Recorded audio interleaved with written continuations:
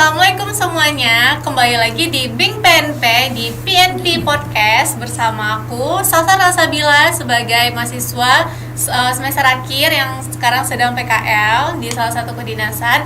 Dan di samping aku kembali lagi bersama Mr. Hasbi atau yang biasa dikenal dengan Coach Hasbi, yaitu sebagai Licensed Practitioner of NLP sekaligus dosen di jurusan Bahasa Inggris. Hai Mister, apa kabar? Halo Sosan, hai semuanya. Senang kembali berada di studio dan kita ngobrol-ngobrol, bercerita tentang sesuatu seputar mahasiswa. Pokoknya kita ngomong tentang seputar mahasiswa. Apa yang terjadi dengan mahasiswa, baik yang sedang kuliah, sedang libur, ataupun sedang PKL sekarang. Kita cerita-cerita. Bener banget. Karena tema kali ini cocok banget buat teman-teman sekarang nih yang lagi atau yang mau melakukan PKL atau magang biasanya disebut. Nah, hari ini kita itu temanya tentang konsep diri atau self concept dan PKL. Jadi berhubungan ya antara konsep diri dengan PKL. Tapi sebelumnya kita tanya dulu nih sama Mister. Sebenarnya self concept itu apa dan fungsinya apa gitu Mister untuk diri kita, terutama untuk teman-teman yang mau PKL. Oke, baik Sosan, adik-adik mahasiswa, kita bicara tentang konsep diri, self concept dan PKL. Apa hubungannya? Apa itu self concept? Apa itu PKL? Sudah tahu tadi ya. PKL praktek kerja lapangan, mahasiswa pergi ke lapangan. Kenapa kita penting membahas konsep diri kemudian dan hubungannya dengan aktivitas mahasiswa PKL? Karena apa?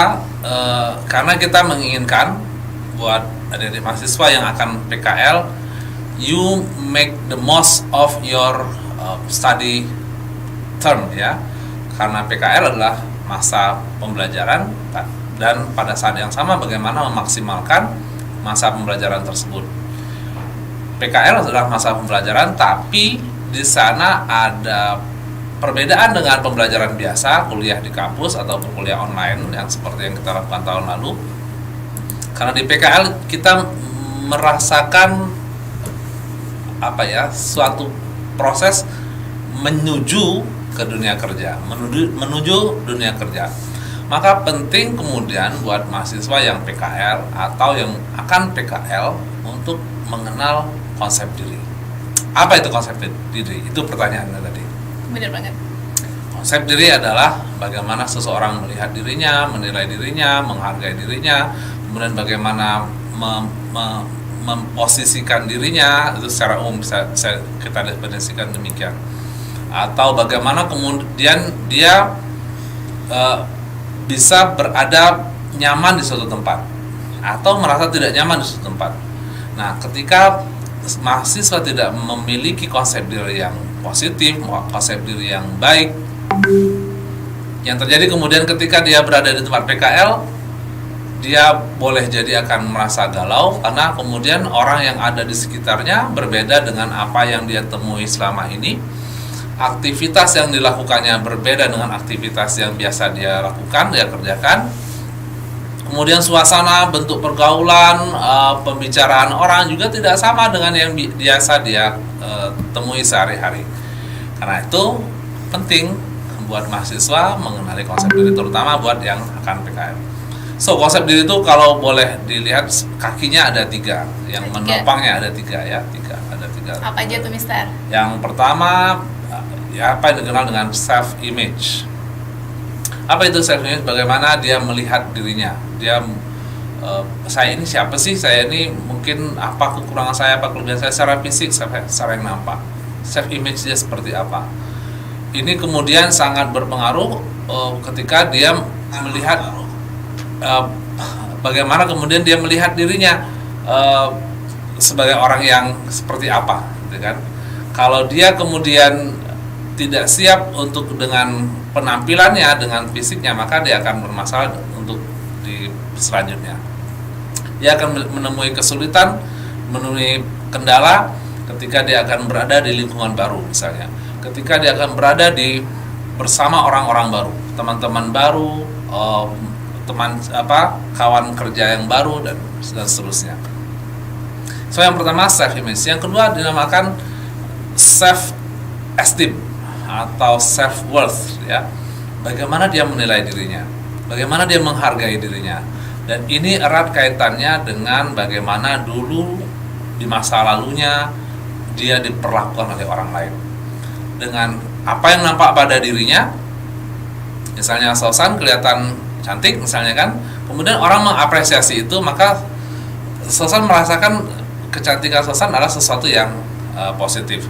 Tapi misalnya ada suatu kekurangan yang nampak pada diri Susan, lalu itu dilihat orang, lalu dijudge oleh orang, dinilai oleh orang, bahkan boleh jadi ada waktu-waktu tertentu di tempat tertentu oleh orang-orang tertentu Susan diberi label tertentu. Misalnya Susan yang hidungnya pesek misalnya mancung ke dalam misalnya kan, aku hidungnya mancung ke dalam kan, lalu itu di label-labelkan misalnya kan. Atau Susan misalnya sesuatu yang dilabelkan misalnya malas, Susan yang suka tidur, Susan suka tidur, dasar anak malas, nah Susan di label tertentu. Kemudian ini mempengaruhi bagaimana Susan menilai dirinya Susan sendiri. Self esteemnya bisa bermasalah. Sebentar Susan potong dulu. Siap. Ada yang mau Susan tanya, nanti lupa ya kan Susan tanya sekarang. Jadi kayak misalkan ada seseorang yang melabelkan diri kita itu tapi mungkin negatif gitu ya Mister ya. Tapi pada dasarnya kita sadar kalau kita itu enggak seperti itu yang dibilang sama orang. Berarti apa yang dibilang sama orang itu mungkin saja yang awalnya mungkin Susan tidak beranggapan kalau diri Susan itu pemalas misalnya. Tapi orang bilang, ih Susan nih pemalas ya gitu. Apa mungkin itu bisa mempengaruhi diri Susan untuk jadi tersugesti buat malas gitu, atau cuman cara pikir dari diri Susan aja gitu Mister? Oke, good question ya. Jadi ketika Susan ada yang menilai sesuatu, komen sesuatu, melabel tertentu, ini pilihan pada Susan untuk menerima label tersebut atau menolaknya. Misalnya ada orang secara fisik dia berkekurangan, misalnya kakinya tidak ada, mohon maaf misalnya tangan tidak ada, tapi dia menganggap dirinya sebagai manusia sempurna, dia maka bersedia untuk melakukan sesuatu dengan layaknya orang yang sempurna.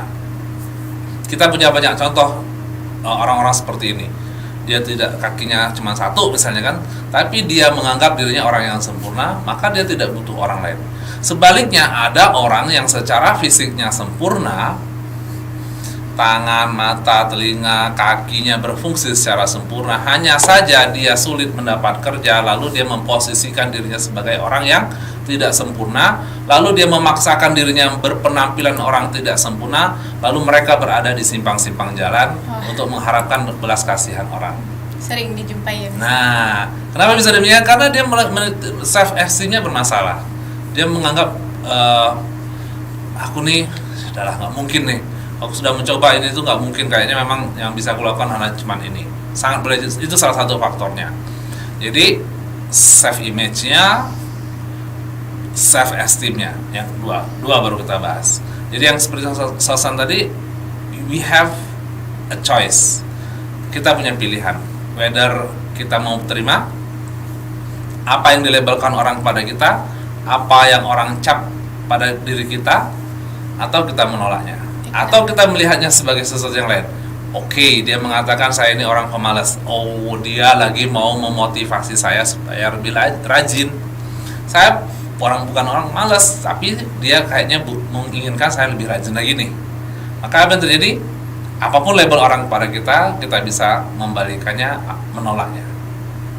Jadi, pertama self image, yang kedua self esteem. Sekarang kita masuk yang ketiga. Siap ya, Susan ya? Okay. Yang ketiga itu adalah self ideal. Nah, bagaimana kemudian seseorang itu membayangkan dirinya ini sebagai sosok yang ideal? Sangat boleh jadi dia memiliki idola, memiliki gambaran.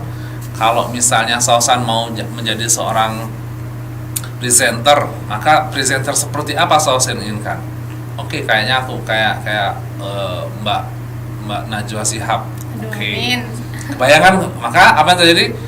Self ideal Susan seperti Najwa Shihab. apa yang dilakukan oleh Najwa Shihab, seperti apa Najwa Shihab bergerak, beraktivitas, berbicara, duduk dan segala macam. Kita akan meniru, kita akan mengcopy, kita akan mencoba untuk mengimitasi, meniru lah ya intinya.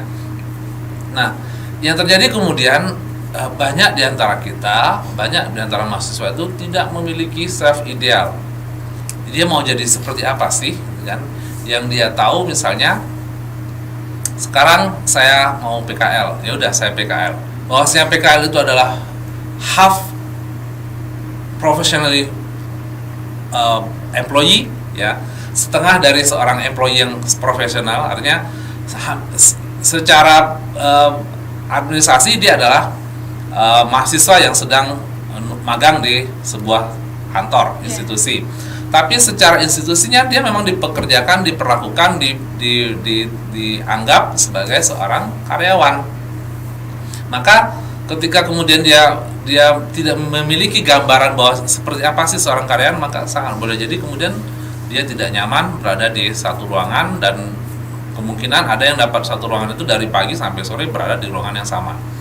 Sementara dalam dirinya masih memiliki gambaran sebagai seorang mahasiswa. Idealnya saya ini adalah mahasiswa. Kemudian dalam bayangannya sebagai mahasiswa, kuliah itu kan cuma 2-3 jam. Habis itu break, pergi ke barak, pergi ke kafe, pergi ke kantin, duduk sebentar, ngobrol kemana kesana kesini dengan nyaman. Beberapa jam kemudian masuk lagi ke kelas, belajar lagi 1-2 jam, off lagi, keluar lagi, pindah ke ruangan lain, pindah ke lab, pindah ke bengkel kah, pindah ke workshop kah, pindah kemana. Ada mobilitas yang lebih fleksibel, mobilitas yang lebih rumit, lebih banyak ketimbang misalnya dia berada di satu kantor. Ketika dia belum siap, tidak memiliki self ideal, maka ini yang kemudian membuat dia tidak maksimal menikmati proses bagaimana berada di kantor, bagaimana menjadi seorang karyawan, seorang pegawai, seorang profesional di bidang tertentu di tempat dia PKL. Nah, inilah Susan, kenapa kemudian seorang mahasiswa terutama yang akan PKL perlu sekali menguasai, mengenal konsep diri. Dia bisa melihat dirinya sekarang. Selama ini penampilannya, mungkin make up-nya, mungkin dandanannya, mungkin dress code-nya, dress code mahasiswa. Mahasiswa ya standar mahasiswa lah kan. Tapi begitu kantor, kalau dia belum memiliki siap untuk memiliki konsep diri yang baru, maka aduh kok kenapa saya harus pakai dasi ya?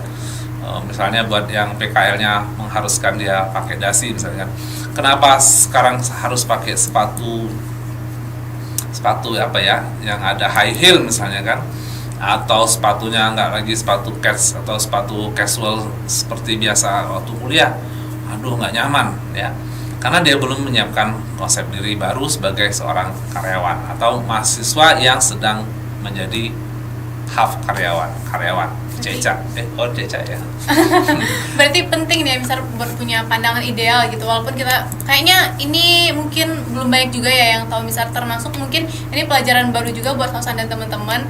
Begitu kita ingin melangkah ke dunia PKL atau dunia perkantoran, berarti emang benar-benar kayak kita tuh bukan anggap diri kita itu sebagai mahasiswa yang ditugaskan untuk PKL di sana gitu. Berarti konsep idealnya itu bagusnya saya kerja di sini, maka penampilan, cara bekerja atau cara peraturan di sana itu emang benar-benar harus diikuti gitu ya, Mister? Yes. Dan kita senang beberapa tahun terakhir misalnya kita lihat mahasiswa yang kurang PKL terutama dari perusahaan-perusahaan besar di Jakarta itu pulangnya sudah beda penampilannya. Artinya apa? Dia sudah menjadi diri yang baru ya.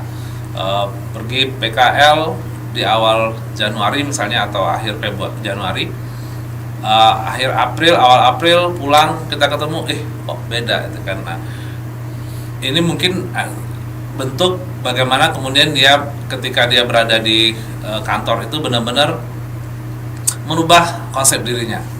Dia bukan mahasiswa dan dia adalah karyawan, dan itu terbawa sampai dia pulang ke kampus lagi.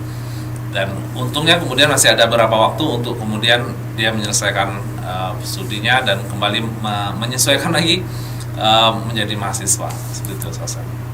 Oke, jadi buat teman-teman mungkin atau yang belum punya nih self idealnya itu seperti apa, mungkin di dunia PKL ini itu adalah salah satu cara atau salah satu langkah buat teman-teman setelah itu menentukan self idealnya itu seperti apa. Karena di dunia kantor atau institusi itu kan banyak bertemu orang baru gitu ya misalnya. Jadi satu bisa melihat pandangan, oh idealnya seperti ini nih, pengennya jadi kayak gini nih, kayak gitu ya Mister. Yes, exactly.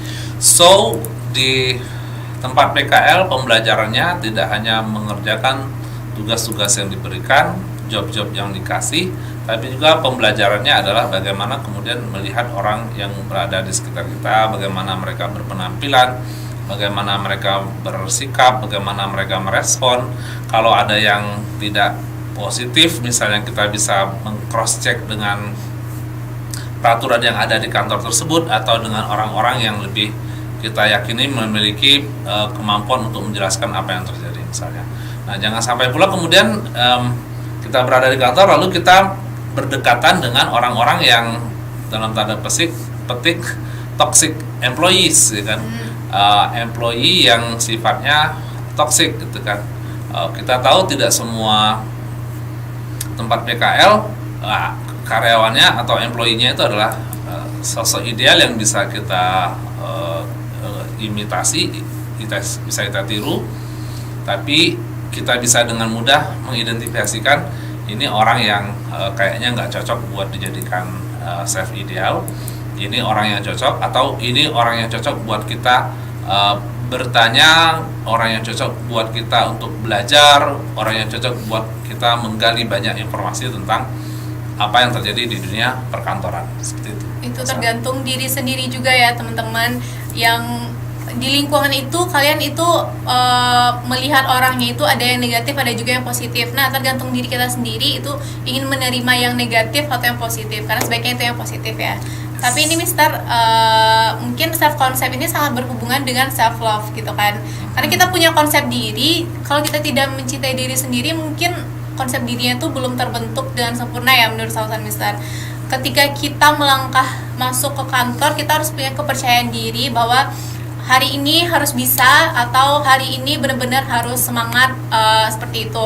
Tapi Sausan juga pernah dengar nih Mister tentang self love yang katanya juga berhubungan atau bisa dibilang 11-12 dengan egois gitu. Misalnya terlalu mencintai diri sendiri, jadi kayak apa sih egois banget, kayak emang harus apa-apa tentang dirinya gitu misalnya. Itu gimana gitu, sampai sekarang kayak Sausan masih bingung, masa iya sih self love itu 11-12 sama yang namanya egois gitu misalnya.